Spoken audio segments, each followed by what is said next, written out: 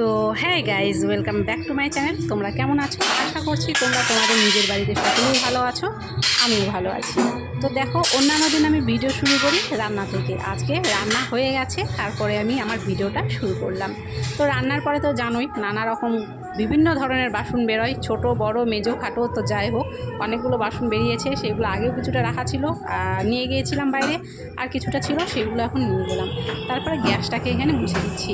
রান্নার পরে সবথেকে বড় কাজ আর সবথেকে বড় চিন্তা যেটা হলো সেটা হলো গ্যাস মোছা। তো গ্যাসটা যদি দেখো ঠিকঠাক মতো ভালো করে না মুছি বা গ্যাসের মধ্যে এঁটো লেগে থাকে, তাহলে কিন্তু দেখবে দেখতে নিজেরও খুব খারাপ লাগে। আর ওই এঁটো গ্যাসের মধ্যে দেখবে অন্যান্য কোনো কাজ করতে কিন্তু বা কোনো রকম খাবার বানাতে কিন্তু ইচ্ছাও করে না।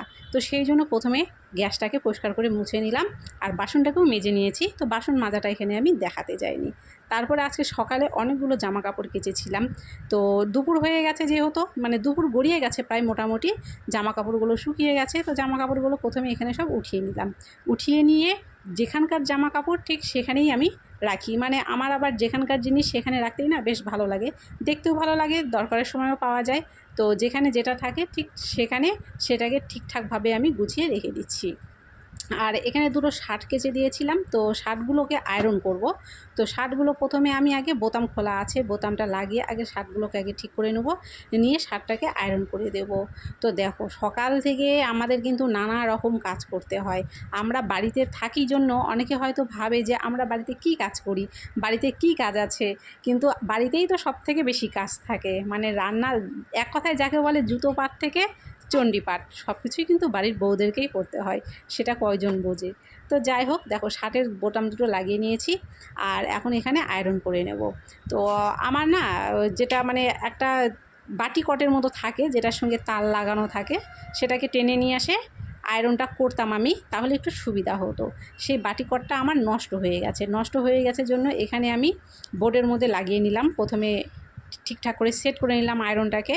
এবার যেহেতু বিছানাটা একটু দূরে, বোর্ডটা একটু দূরে, সেই জন্য আমার এখানটায় একটু অসুবিধা হচ্ছিলো আয়রনটা করতে। এবার একটু কাছাকাছি হলে সেটাকে ঠিকঠাকভাবে করা যায়, তো খুবই অসুবিধা হচ্ছিল।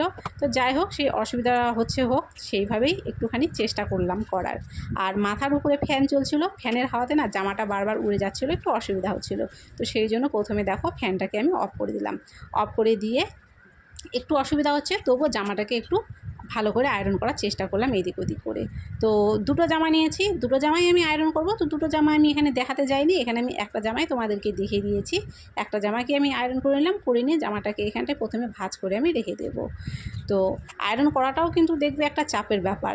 আয়রনটাও কিন্তু সবার দ্বারা হয় না, নাহলে দেখবে কোথাও পুড়ে যাবে, না হলে কোথাও বেশি হবে, না হলে কম হবে। আয়রনটাও কিন্তু খুব সাবধানবশত আমাদেরকে করতে হয়। তো যাই হোক, আয়রনটা করলাম। করার পরে বাইরে ফ্যান ছিল, এই ফ্যান চারদিকে ঘোরাফেরা করে এই ফ্যানটা, তো ফ্যানটাকে বাইরে নিয়ে এসে রাখলাম। তো ভিডিওটাকে আজকে ছোটো করেই করলাম, কেমন লাগলো অবশ্যই জানিও।